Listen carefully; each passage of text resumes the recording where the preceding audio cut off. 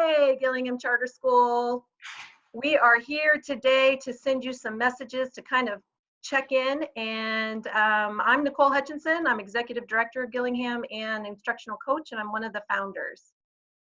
I'm Cassie Shive, and I'm the Director of Education, and I oversee educational programming. I'm Krista Bevan. I'm the Acting Director of Organizational Development, and I oversee operations.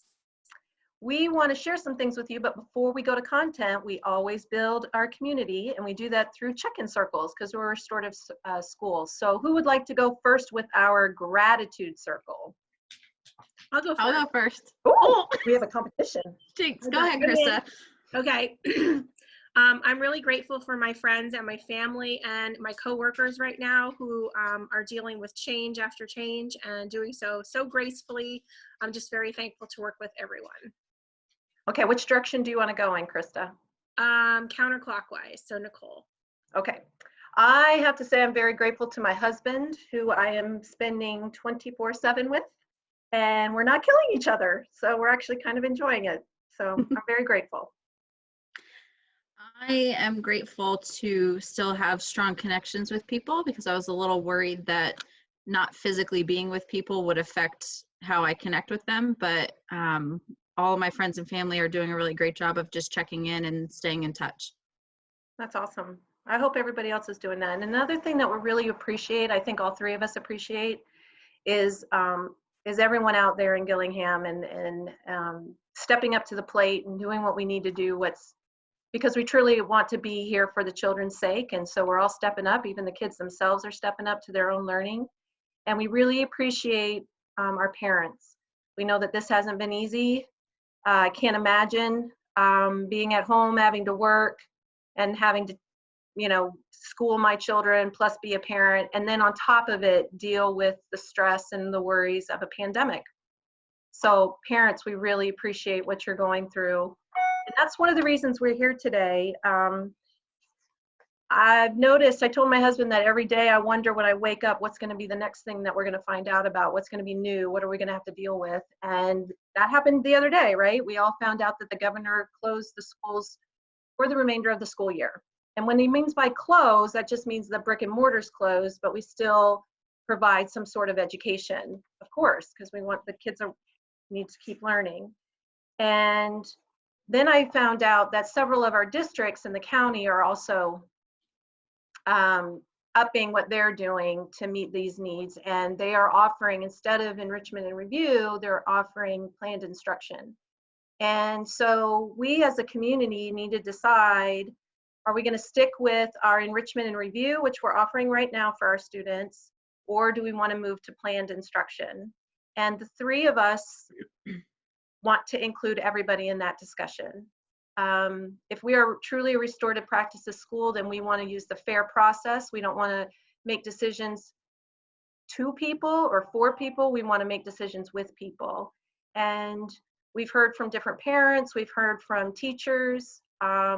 We've talked about it, but we want to use the FAIR process and get everybody a chance to play a role in making this decision. So we need all the facts first. So Cassie, will you kind of share with everybody the difference between what it would look like to have enrichment and review or to have planned instruction? Sure. So enrichment and review is what we're doing right now with our continuity of education.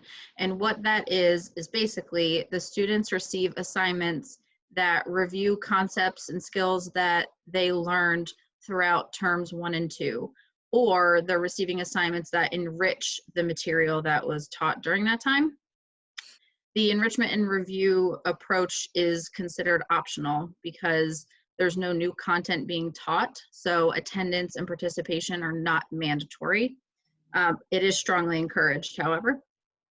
Planned instruction would be continuing with new standards-based grade level material. So that would basically be any instruction that was planned for term 3 would continue as if the school year was still physically happening. Now it's just happening at home.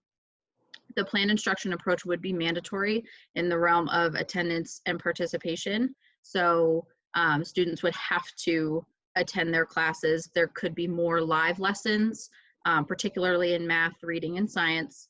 and students would likely have final exams as an assessment for the material that they would be taught remotely.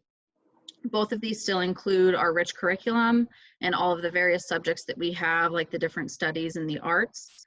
And we know that, you know, as an administration, we understand the pros and cons from a school-wide perspective, with what we know on some level of your needs as students and parents and teachers.